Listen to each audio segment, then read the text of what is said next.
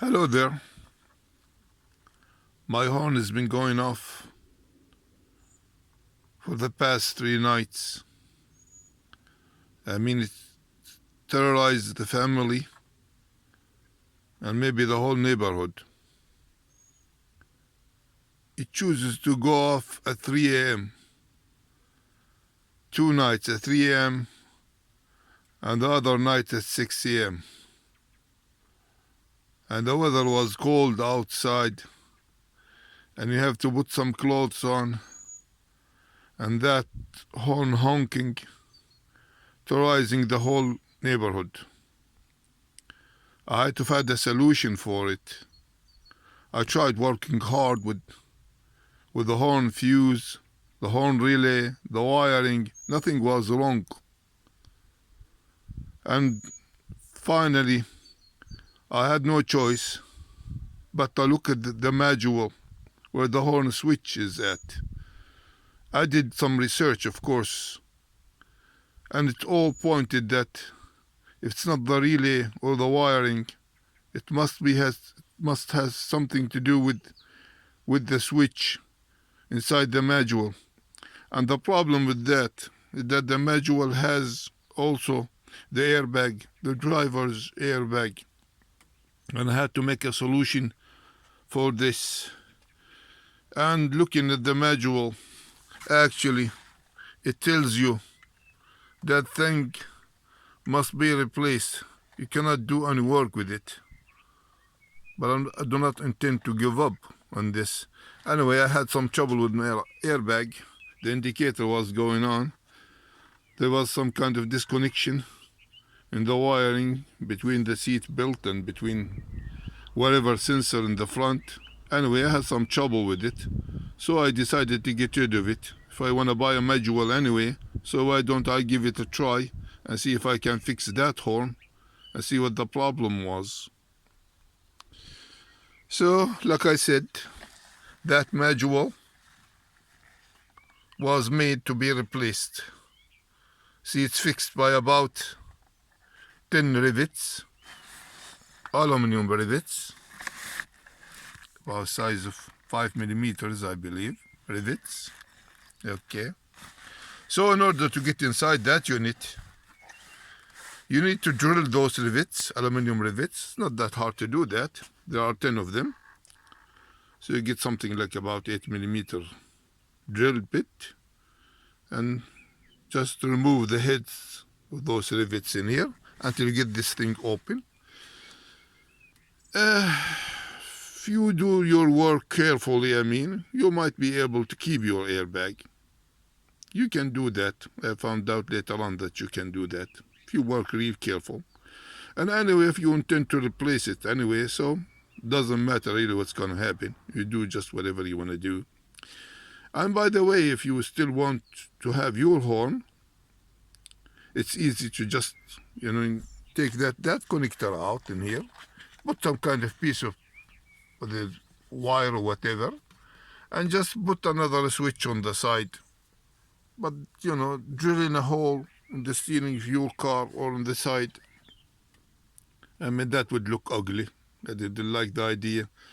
I wanted either to fix that manual or to buy a used manual. I'm going to buy you a new one.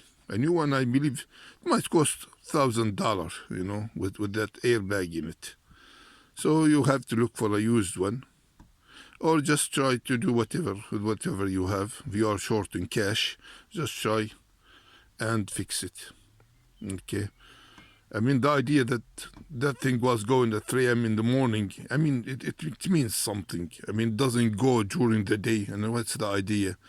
And later on, I found out that it has to do with something with the humidity and the moisture at night. Okay?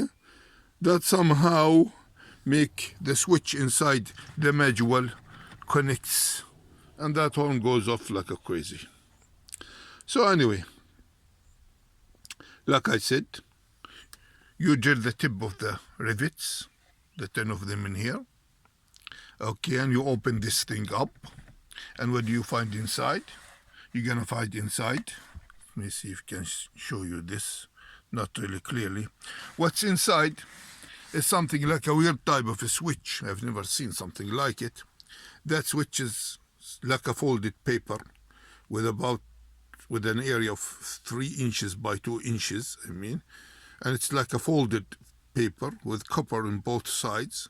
And once you press your horn in here, okay, you actually just making those 2 pieces touches. And those wrap paper, by the way, what's wrong with you? Go. I know you need your breakfast. Anyway, so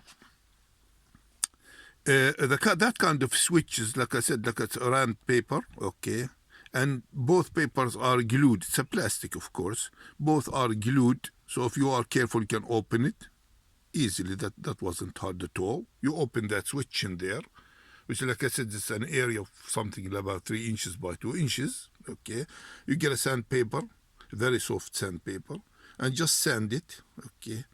And after that, you make some kind of frame of a piece of wire, about 1 millimeter thickness wire, and just made a frame around all that switch inside, just to make sure that those 2 plates stay away from each other's, okay. And you stick it again, you stick those sides again, and I tried that, and that simply worked. And I wanted to share my experience with you guys. Something else, before you get to this module, you have to make sure to disconnect your battery. Please disconnect your battery first. See, this is a bomb. It explodes, okay? It hurts. It might even kill, okay? So be careful. Disconnect your battery first. And after that, just wait a few minutes and go ahead and open it. And how to open it? You have 2 main bolts that are put in here. Here they are. They are on the side. See? That one in there. You have 2 bolts in there. One from this side and one from the other side. Okay. You open with this kind of, I don't know, about 6 millimeter. That type of tool. Or that screwdriver, whatever. Okay. And you take a module out. This is, of course, for Hyundai's, Kias. I believe it's probably the same thing for many other type of cars. But this module, like I said, it was not made or intended to be opened and fixed. Anyway, I opened that thing, fixed that thing. And after you do that, by the way, you just get a pieces of your airbag, old airbag, or whatever stuffing, you just put inside in there to make some kind of resistance for this, what they call it, for that switch in there. So when you push it, it always acts. And it did work, by the way. So I wanted to share my experience. Thank you for watching, and you have a nice day.